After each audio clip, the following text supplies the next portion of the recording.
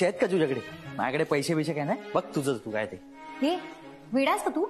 औषधाला कसं नाही म्हणायचं? तुला काय पुळका आलाय का दीपिकाचा? वेडास का? गप्प बस ना. मी अजूनही त्याच धक्क्यात आहे. आपल्याला समजलं कसं नाही रे? भाऊजींचं आणि दीपूचं प्रेम प्रकरण चालू आहे. मला आधीपासून माहिती होतं. तुझी बहीण दीपिका साधी बोळी नाहीये, एक नंबरची गेमर आहे, गेमर. भाऊजी पण काही कमी नाही आहेत. आता कळलंय ना ते, सोड ना. पण आता दादा तिला लग्न करून घरी आणेल, मग काय करायचं? नाही अजिबात नाही, मी असं काही होऊन देणार नाही. आपण एक काम करूयात, ते घरी सांगायच्या आधी ना आपण जाऊन बाबांना सांगून टाकूयात त्यांचं प्रेम प्रकरण चालू. आत्ताच सांगायला पाहिजे होतं, संधी होती तुझ्याकडे. अरे पण तूच सांगितलंस ना की पुराव्याच्या शिवाय नाही सांगू शकत म्हणून. अरे पण सांगून टाकायचं ना, विषय संपवून टाकायचा एकदा. हो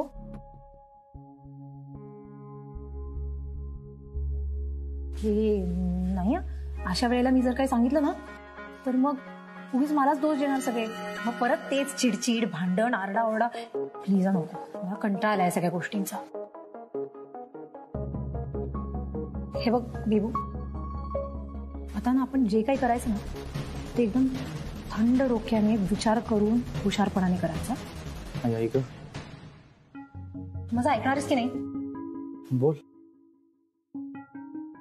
हे बघ बेबू, आता यापुढे आपण जे काही करणार आहे ना ते व्यवस्थित विचार करून थंड डोक्याने करायचं. आपल्याला एका गोष्टीची खात्री तर नक्की झाली आहे ना, भाऊजींच्या आयुष्यामध्ये जी मुलगी आहे ती दीपूच आहे, बरोबर? मग आता आपण असा एखादा पुरावा शोधून काढायचा जो आपण बाबांच्या समोर घेऊन जायचा आणि मग आपल्याला हवं ते आणि हवं तसं आपण करून घ्यायचं. दीपूने माझ्या आयुष्याची वाट लावलीच आहे. मी पण तिचं आता ना जगणं हराम करणार आहे. दीपू आणि भाऊजींचं ना लग्न मी होऊनच देणार नाही. त्या दोघांना ना कसं मी माझ्या बोटावर नाचवते. चल औषध आणूया.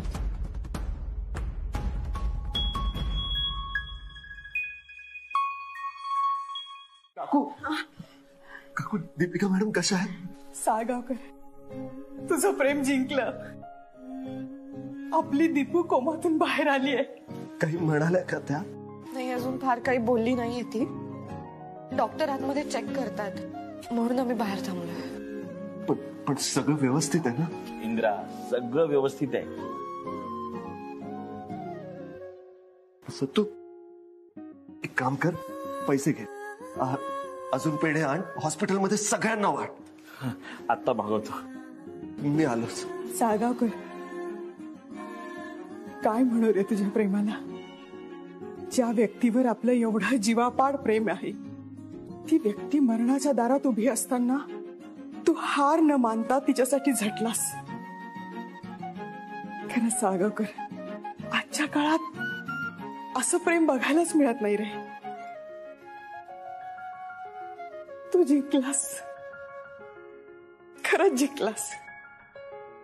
तुला आठवतंय त्या रात्री तू घराखाली उभा होतास दीपूला भेटण्यासाठी, आणि दीपू तुझ्यासाठी जेवणाचं ताट घेऊन निघाली होती. त्यावेळी मी तिला काय म्हणाले होते माहितीये? मी तिला विचारलं होतं की दीपू, आजच्या काळात एवढं प्रेम कोणी करतं का? तेव्हा ती काय म्हणाली होती माहितीये? ती म्हणाली होती, आई, इंद्राजी करतात. आणि आज ते मी डोळ्यांनी बघितलंय. तू ते सगळं खरं करून दाखवलं साळगावकर. तू जिंकलास, तू खरोखर जिंकलास. आमचं प्रेम जिंकलंय काकू.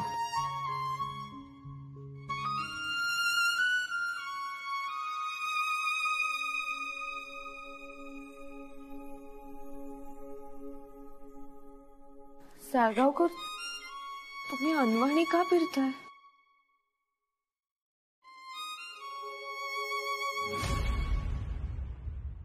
ते शूज फेकून दिले.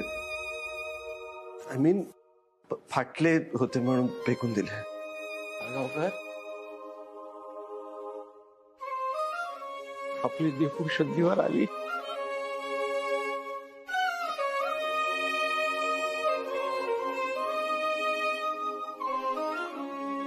दादू हे काय लागलं? हे काय झालं तुझ्या हाताला? काय रे, काय केलं तू? नाही काही नाही सर, ते माझ्या बाईकच्या सायलेन्सर मध्ये काहीतरी गेलं होतं, तेच बघत होतो सर, झटका बसला. अरे पण आज डॉक्टरला दाखव. नाही आधी दीपिका मॅडमना बघतो सर. मॅडम सोबत जो अपघात झालाय त्याच्या मनाने काहीच नाहीये. हो खर. आम्ही आहोत इथेच. आई आपण बाहेर थांबूया, चहा घेऊया. हो.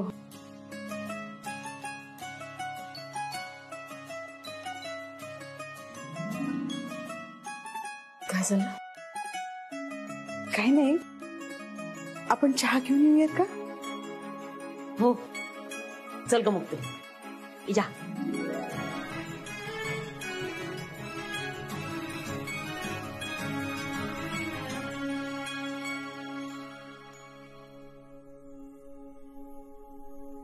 इंद्रा, खूप दिवसापासून तुझ्या मनात खूप काही साचलंय. आज तू सगळं बोलून मोकळा हो. हा, तुम्हाला कोणी डिस्टर्ब नाही करणार. मी पण काय बोलत बसलोय, मला भूक लागली, मी जरा खाऊन येतो.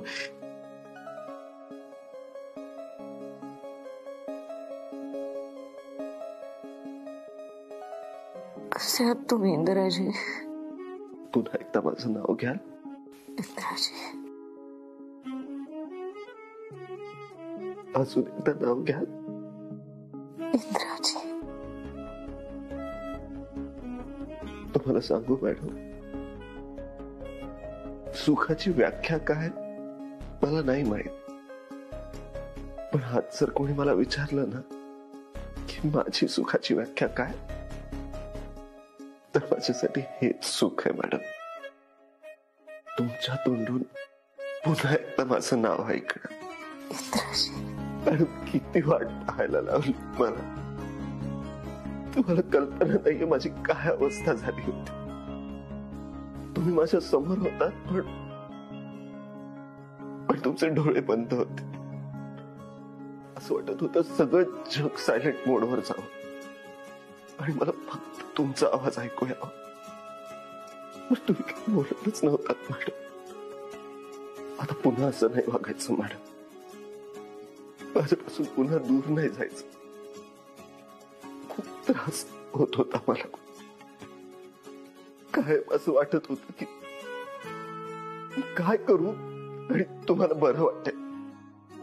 मला वचन द्या, वचन द्या, आता इथून पुढे मला कधीच सोडून जाणार नाही. द्या वचन.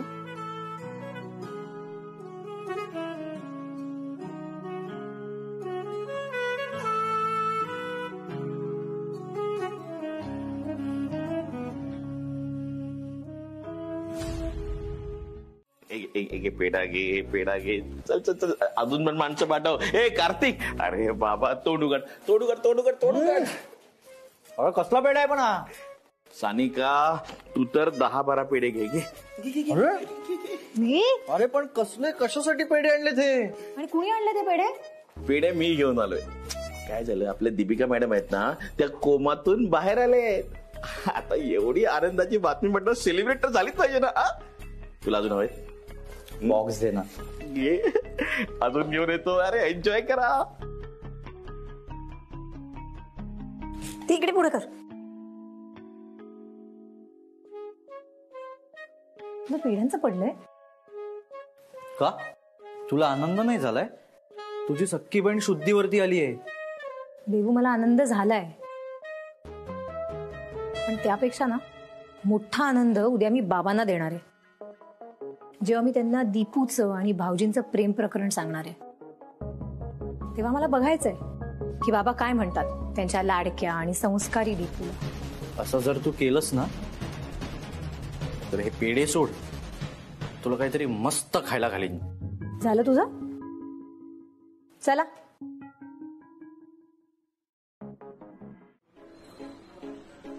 अरे त्या ताई म्हणतात हॉस्पिटलचं बिल भरलंस तू म्हणे.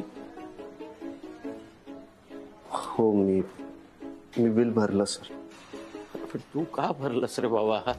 मोठी रक्कम आहे ती. म्हणजे कसं आहे, तू भरायची आवश्यकता नव्हती. असं काय करता सर? तुम्ही स्वतःच मला तुमच्या कुटुंबाचा भाग म्हणता ना. मग आपल्या कुटुंबातल्या व्यक्तीसाठी मी जर काही केलं तर त्यात बिघडलं काय सर? बरोबर आहे, पण कसं आहे, ती रक्कम खूप मोठी आहे रे. सर आता सगळ्यात मोठी गोष्ट म्हणजे मॅडमना डिस्चार्ज मिळतोय. मॅडम बऱ्या झाल्या. सर मॅडम समोर पैसे ही दुय्यम गोष्ट आहे सर. माझ्यासारख्या सामान्य माणसासाठी ही गोष्ट दुय्यम नाही साळगावकर. कसं आहे, आधीच माझ्यावर त्या बँकेतल्या गुंडाचं कर्ज आहे. त्यात आणखीन तू हे उपकार करतोयस म्हणजे तू एक काम कर. कसं आहे, हे पैसे तू ठेव. हा म्हणजे काय, याच्या आधीची रक्कम पण तूच भरलेस. सर अहो प्लीज, तुम्ही मला आपला मानता ना. मग आपल्या माणसाने हक्काने आपलं समजून काही केलं तर त्याचं तुमच्यावर ओझं होणार आहे का? बरं पण साळगावकर, खरंच हे असू द्या ना. आता मला पैशांची खरंच गरज नाहीये. हवं तर त्या गुंडाच्या कर्जाचं ओझं वाटतंय ना तुम्हाला, तर हे पैसे तुम्ही त्या गुंडाला द्या. सर, ही तुमच्या मुलीची फाईल आहे. डॉक्टरांनी सांगितलंय डिस्चार्ज द्यायला. फक्त तुम्ही एकदा डॉक्टरांशी बोलून घ्या. सर आता दीपिका मॅडमचं स्वागत घरी एकदम जल्लोषात करूया. तुम्ही इथे थांबा सर, मी डॉक्टरांशी बोलतो आणि दीपिका मॅडमना घेऊन येतो.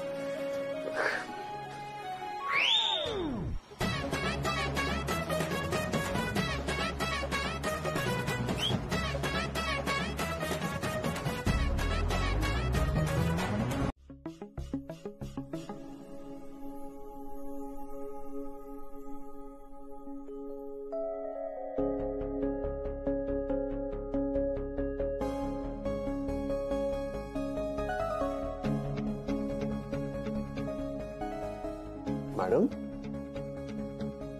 काय काय झालं? काही हवंय का तुम्हाला? ते हात. अरे अरे काय हे, तुम्ही काही लक्ष नाही दिलं? नाही ते मीच डॉक्टर, पेशंटला थोडं अजून फ्रेश वाटावं, लवकर रिकव्हरी व्हावी म्हणून मी थोडस. कल्पना तशी छान आहे, पण जाताना जरा आवरून जा. ओके. काय कसं वाटतंय आता? ऍक्च्युली माझा उजवा हात उचललाच जात नाहीये. म्हणजे हालचालच होत नाहीये काही. Let me check.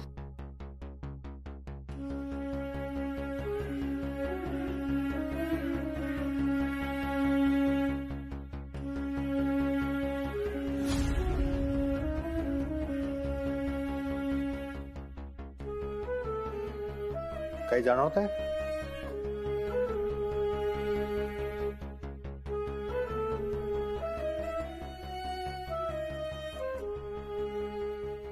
आता काही अजून जाणवत आहे? डॉक्टर काय झालंय? नाही, काळजी करण्यात तसं काही कारण नाही. त्या पेशंट कोमातनं आल्यावर पेशंटला असा विकनेस असतोच. त्यामुळे संपूर्ण बॉडी फंक्शन करायला वेळ लागतो आणि कधी कधी तर साध्या हालचालीलाही त्रास होतो. आता जसा या मॅडमला होतंय तसं. पण हे बरं होईल ना? हो हो, काळजी करू नका. तुम्ही पूर्ण बरे व्हाल. मी काही आधी ऍडिशनल औषध लिहून देतो आणि हाताचे व्यायाम पण सांगतो, ते सुरू ठेवा.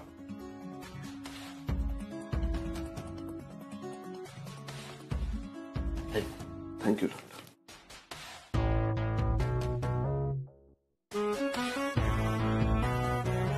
तुम्ही आता घरी जाऊ शकता. थँक्यू. Thank you doctor.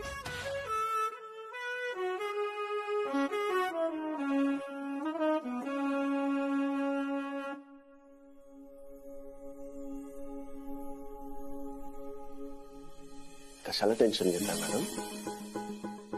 जिथे इंद्राचा असतो वावर तिथे टेन्शनला नाही पॉवर.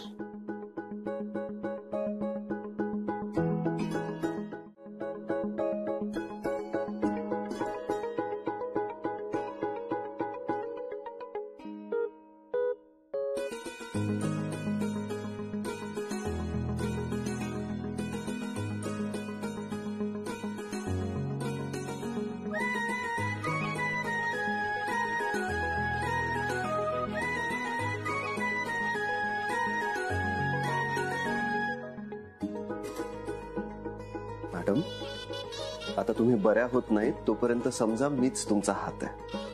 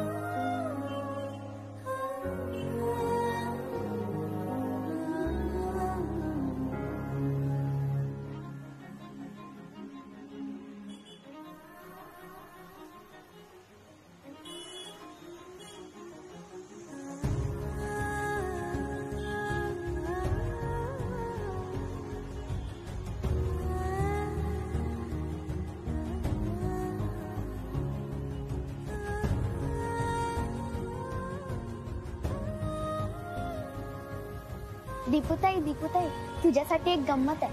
चल ना चल ना चल.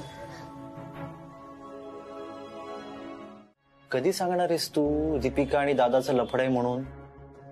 हे बघ बेबू, आपल्याला ना थोडं थंड डोक्याने घ्यावं लागणार आहे. हे बघ, आपण आता काही बोललो ना तरी आपलं कुणीच ऐकणार नाही. ती आत्ताच आली आहे ना. तुला दीपिकाची काळजी वगैरे वाटायला लागली की काय? तू थांब ना जरा. हे बघ बेबू, मी माझ्यावर झालेल्या अन्यायाचा बदला नक्कीच घेणार आहे. मला ना तुमचा कधी कधी ना अंदाजच येत नाही.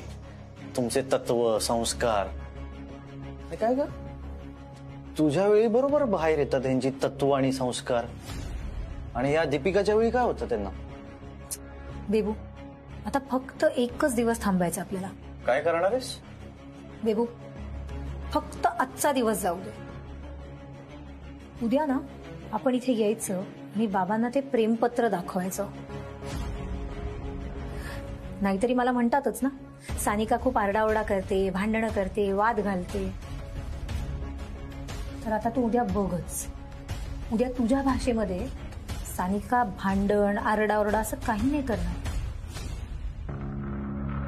सानिका उद्या राडा घालणार.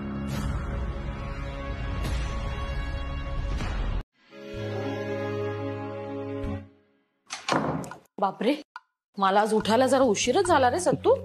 बरं, नाश्ता काय करू? काय खायचंय तुला? नाही काकू, मी आज ना हे खाणार आहे, मलाई. आणि सगळ्यांसाठी मलाई घेऊन आलोय. आपण सगळ्यांनी मलाईच खाऊया. चल सत्तू पटकन. कुठे चालला? मला जरा घाई आहे, चल ना. अरे थांब ना, एवढं संपवतो, चड्डी बदलतो, लगेच येतो. सत्तू एक काम कर, तू चल आता. पॅन्ट आपण तुझ्यासाठी खरेदी करू बाहेर. 10 मिनिटं दे ना, फक्त चड्डी बदलतो आणि येतो. सत्तू यार ऐक ना, मला खरंच लेट होणार आहे, मी निघतो. एक मिनिट, काय आहे तुला घाई? काय आहे एवढी? आता दीपिका बरी झाली आहे ना? हे बघ, आता स्वतःच्या खाण्यापिण्याकडे दुर्लक्ष करायचं नाहीये. आई ऐक ना, खरंच ऍक्च्युली डॉक्टरांनी दीपिका मॅडम साठी हाताचा काही व्यायाम सांगितलाय आणि तो मला करून घ्यायला सांगितलाय, म्हणूनच मी जातोय. आणि मॅडमच्या औषधांचंही बघायचंय. इंद्रा 2 मिनिट आलो मी. ऐक ना, उशीर होईल सर. तू सॉरी, मला जावं लागेल. आई बाय. इंद्रा ऐक ना, इंद्रा काय हो, कुठे स्वारी? कुठे निघाला? सासूबाई, बाहेर जाताना कुठे चाललाय असं विचारायचं नसतं. एवढी साधी गोष्ट तुम्हाला नाही माहिती? सानिका, तू विसरली असशील म्हणून तुला एका गोष्टीची आठवण करून देते. मी कार्तिकची आई आणि तुझी सासू आहे. त्याच्यामुळे तुम्ही कुठे जाताय हे विचारायचा पूर्ण हक्क आहे मला. जाऊ देत नाही. सकाळी सकाळी कुठे सुरू होते? त्याच्यापेक्षा उत्तर दे ना, कुठे जाताय विचारलंय ना मी तुला. सासूबाई, आमच्या आयुष्यामध्ये का सारखी लुडबुड करता हो? तोंड सांभाळून बोला सानिका. मी तोंड सांभाळूनच बोलतेय सासूबाई. तुम्हीच उगाच वाकड्यात शिरताय. आम्ही कुठे जातोय, काय करतोय यात सारखी लुडबुड का करता हो तुम्ही? भाऊजींना कधी असे विचारलेत प्रश्न? त्यांचं काय चाललंय आयुष्यामध्ये काही माहितीये का तुम्हाला? मला गरजच नाही वाटत ग त्याची. कारण तुमच्यासारखा बेजबाबदार नाहीये माझा इंद्रा. त्याला त्याची जबाबदारी व्यवस्थित कळते. जाऊ द्या ना काकू, कुठे सकाळी सकाळी वाद घालताय? आतापर्यंत कधी ऐकलंय त्याने तुमचं जे आज ऐकणार आहे? ए, तुला किती वेळा सांगितलं रे फुकट्या, आमच्या मध्ये बोलायचं नाही. कार्तिक, बोल, तू मलाच बोल. तुला फक्त ना माझ्याच चुका दिसतात. मी काय म्हटलं? एवढंच विचारलं ना, साधं विचारलं होतं कुठे चाललाय. ना हिने उत्तर दिलं ना तू उत्तर दिलं. आई आहे ना मी तुझी. काकू जाऊ द्या ना. अहो ह्याचे तरी काय दोष आहे? हा, नाहीतरी हिच्या तालावर नाचणारा बैलच आहे तो. सातू बास, गप्प बस. मी काय म्हणाला रे? बैल? आता तू बघच उद्यापासून काय होतंय ते. म्हणजे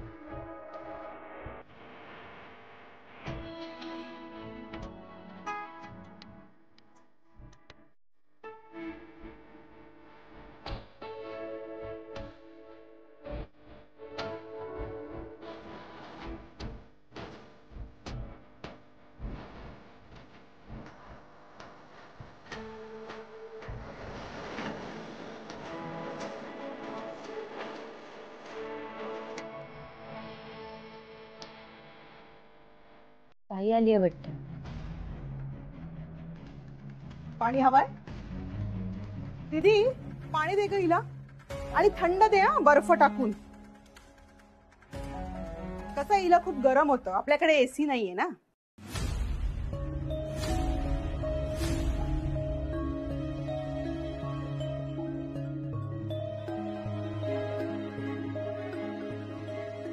चहा दे त्याला.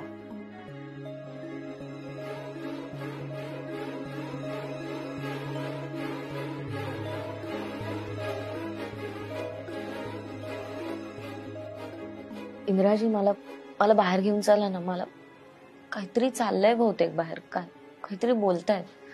चला ना प्लीज. मॅडम मी काय सांगितलंय तुम्हाला? तुम्ही अजिबात ताण नाही घ्यायचा. मी आहे ना, मी बघतो बाहेर काय चाललंय. मॅडम तुम्हाला माझी शपथ. काय म्हणतोय ते आता तरी ऐका ना मॅडम. तुम्ही छान आराम करा. सानिका समोर आता तुम्ही नाही जायचं. बाहेर काय चाललंय ते मी बघतो आणि येऊन सांगतो तुम्हाला. आई, मी तुला शेवटचं विचारते, तू मला घरात येऊन देणार आहेस की नाही? नाहीतर मी पुन्हा घरामध्ये येणार नाही. चालू असं अजून कितीदा आणि कोणकोणत्या गोष्टींवरनं वाद घालणार आहेस? नको ना आणखीन खराब करूस. दीदी, खराब मी नाही केलंय काही, सगळं दीपूने केलंय. तिच्यामुळे नेहमीच माझ्यावर अन्याय झालाय. तुम्हाला नेहमी माझ्या चुका कशा दिसतात गाई? दीपूच्या चुका कधी दिसलेल्याच नाहीयेत ना?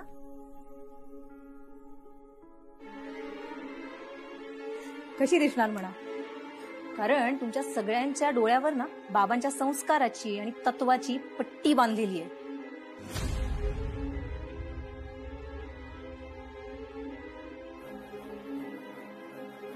आई, म्हणूनच मी म्हणतीये की तुम्ही ना नेहमी मला सावत्र वागणूक दिली आहे. अगं असंच होतं तर मला जन्माला का घातलं? हा असा त्रास द्यायला? का तुमच्या संस्काराच्या आणि तत्वांच्या ओझ्याखाली दाबून टाकायला? आई, मी तुला शेवटचं विचारते, तू पुढच्या सेकंदाला मला घरामध्ये येऊन देणार आहेस की नाही? आणि नाही ना तर मी पुन्हा घरामध्ये पाऊल नाही ठेवणार.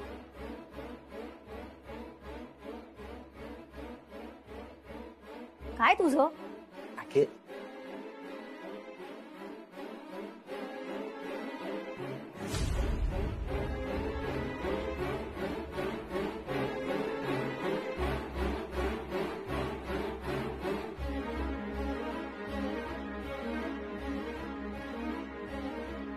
बाबा, बाबा, खोटं बोलणं, आई बापाला फसवणं, स्वतःच्या स्वार्थासाठी गरोदरपणाचं नाटक करणं, आई बापाशी संबंध तोडण्याची भाषा करणं, स्वतःच्या बहिणीला मरणाच्या दारात ढकलणं आणि त्यावर जाऊन तिला दोष देणं.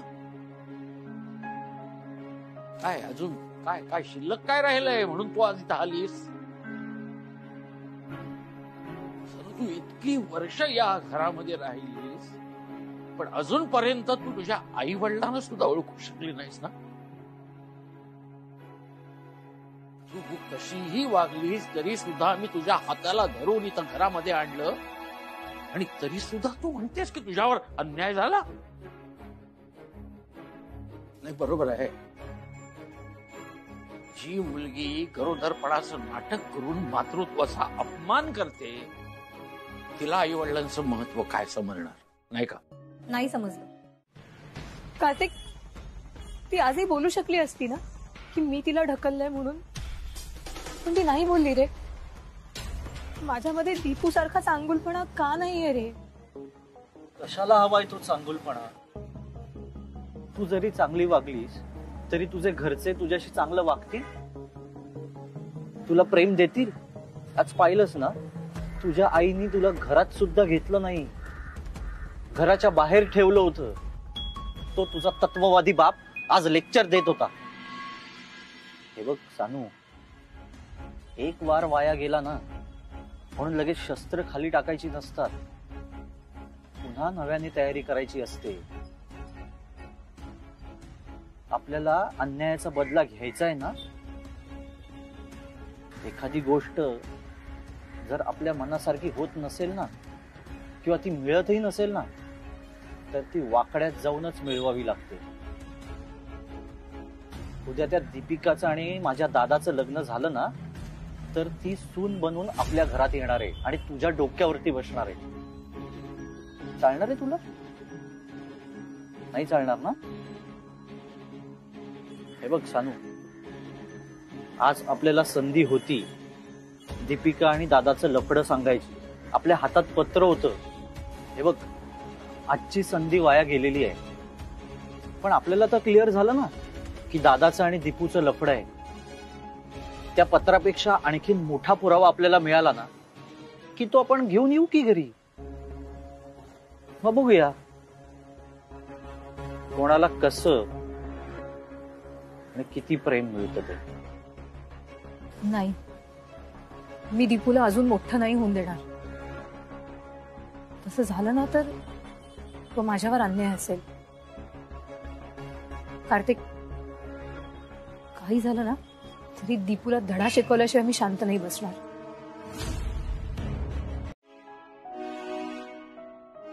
सर, मला वाटतं आता मी निघायला. बर, काय म्हणते दीपू?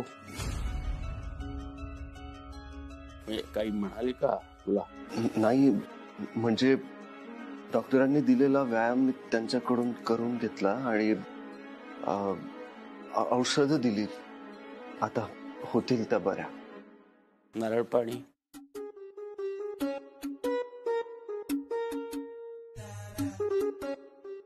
नारळ पाणी दिलं सर. सर, मी येतो.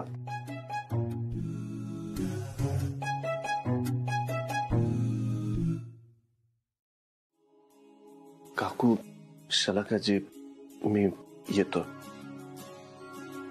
दीपिका मॅडमची काळजी घ्या आणि कशाचीही गरज पडली तर अगदी निसंकोच मध्यरात्री कॉल केला तरी येईन मी. येतो.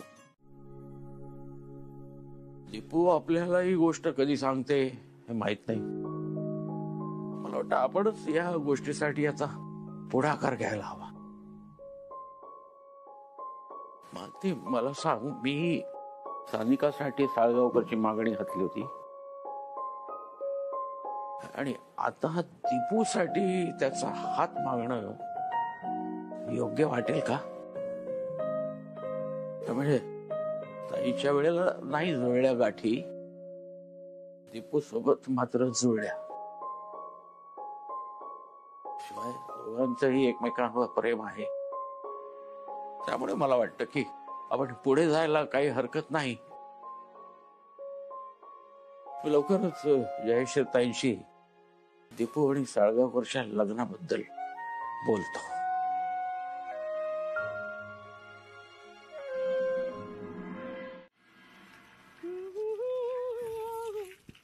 अरे वा, काय आज स्वारी खुश दिसतीये. नाही, बरोबर असणारच खुश. दीपिका बरी झालीये, आता सगळं छान होतंय. आता तुमच्या दोघांचं लग्न झालं ना की मी सुटले. काय कधी करतोस लग्न? आई, मला अजून थोडा वेळ हवाय. म्हणजे दीपिका मॅडमना बरं व्हायला अजून वेळ लागणार आहे. सो त्याच्यानंतर बघू. वाटलंच होतं मला हेच उत्तर असणार तुझं. बरं, मला सांग, कुठे चाललायस? कुठे? ते दीपिका मॅडमना ऍक्च्युली चेकअप साठी डॉक्टरकडे न्यायचंय. इंद्रा, नाही, तू रोज तिला भेट, माझी काहीच हरकत नाही. पण रोज एकच कारण नको ना देऊस. आई, ऍक्च्युली दीपिका मॅडमना मी मंदिरात घेऊन जातोय.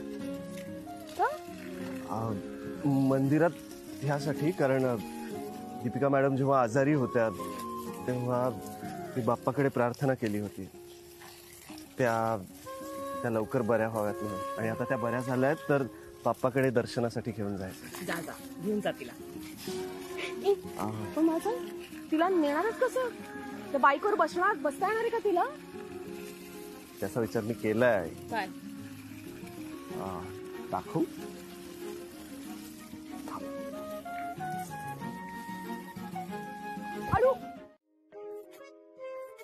आणि मला खात्री आहे याच्याही पुढे तू अशीच खात्रीनं काळजी घेशील. हा नाही ऍक्च्युली दीपिका मॅडमना डॉक्टरकडे चेकअप साठी घेऊन जायला मी आलोय. म्हणजे कसं त्या बाहेर पडतील तर जरा मोकळ्या हवेत त्यांना बरं वाटेल. मी घेऊन जाऊ सर? हो जा तू दीपूला घेऊन. म्हणजे मला एक महत्वाचं काम आहे शाळेमध्ये, नाही तर मीच घेऊन गेलो असतो. मॅडम निघूया.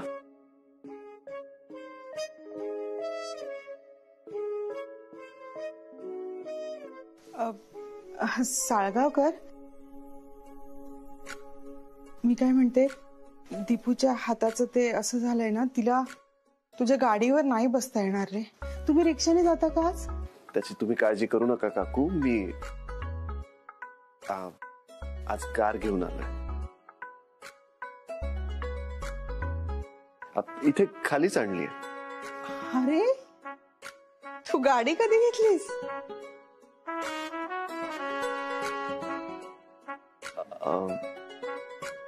आताच आजच घेतली. मी सोबत घेऊनच आलोय. अगं मी बघू.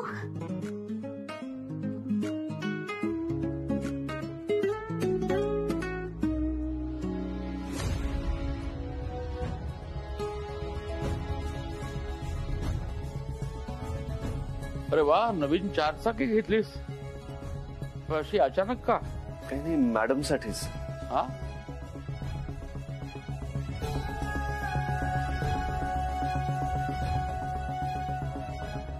माझ्यासाठीच. पावसात बाईक चालवणं येणं जाणं जरा कठीण जातं, म्हणून माझ्यासाठीच घेतली. वा छान, अभिनंदन तुझं. बरं मग आता निघा तुम्ही. दीपू जा तू साळगावकर बरोबर. दीपू मी तुझी ओढणी घेऊन येते. मॅडम सावकाश.